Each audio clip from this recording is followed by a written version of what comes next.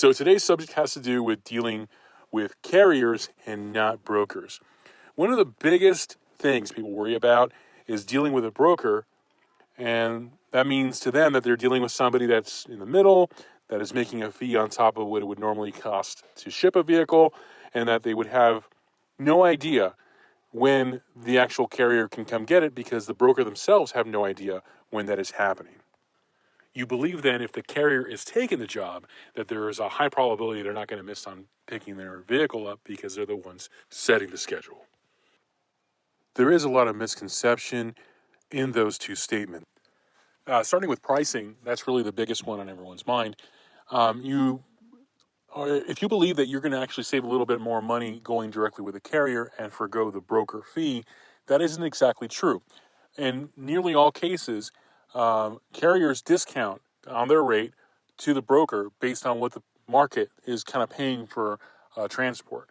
And also, they want to remain competitive against other carriers that are jockeying for that vehicle that they're trying to get to fill up their truck with. So in that competitive situation, you're actually saving a little more most of the time because they're trying to compete for that same vehicle. When you're working directly with a carrier, two things can happen.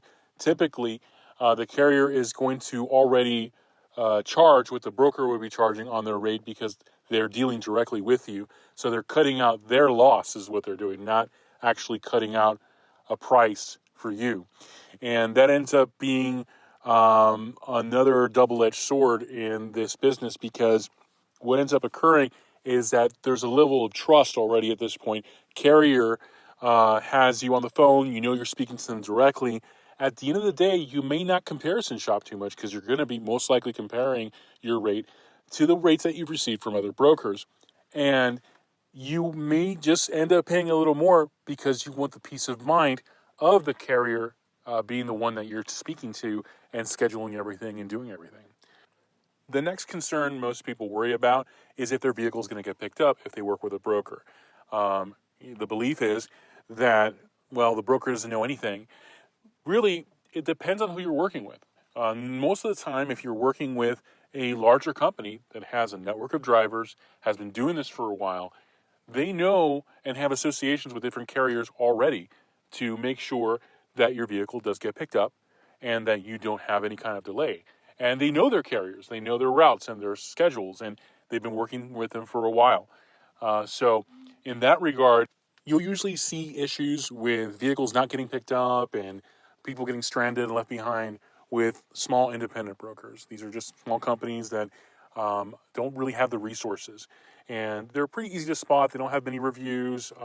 They really may not have much of a presence online. You may have gotten in touch with them by filling out your information on a website that, you got bombarded with a bunch of phone calls, emails, and text messages, and you ended up picking them because they had the best price, or maybe the guy sounded nice on the phone, whatever the case may be. And again, that's where a lot of those nightmare stories come. When it comes to having your vehicle picked up within a couple of days, again, a lot of us plan at the last minute. Sometimes things come up, especially if you're buying a vehicle from another state. You're at that point trying to get someone to pick it up quickly. In this case, you may not find a direct carrier that not only happens to cover your pickup location to your delivery location, at least the vicinity of both. You're also going to have to find someone that has a truck at that time in that area for you. And those variables coming together can be a little difficult. And that's where the broker is your go-to right there, because they're going to have the network of trucks. And lastly, why is it that carriers are so hard to find? In this day and age, with how interconnected we are, why is it that there are so few carriers advertising or even having a presence of a website? And this is kind of done by design. These carriers simply don't need to do any kind of advertising or marketing.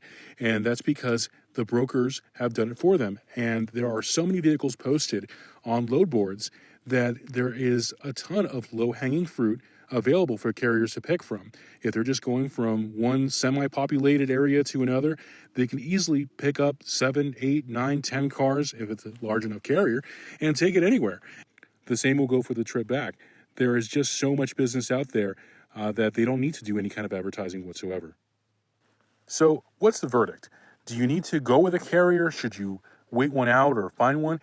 Well, the truth is reviews speak more than any broker or carrier's pitch can to you. Basically, the business is not very protective of customers. There's really a lot of rules and regulations, but they're mostly focused on safety, insurance, and things like that, not necessarily the customer. So the best way to protect yourself, whether you're dealing with a carrier or a broker, is to genuinely look at the reviews provided on third-party websites like Yelp, Facebook, Google, and Angie's List, Better Business Bureau. All that will tell you exactly who you're dealing with and if they actually do ship cars on time and properly.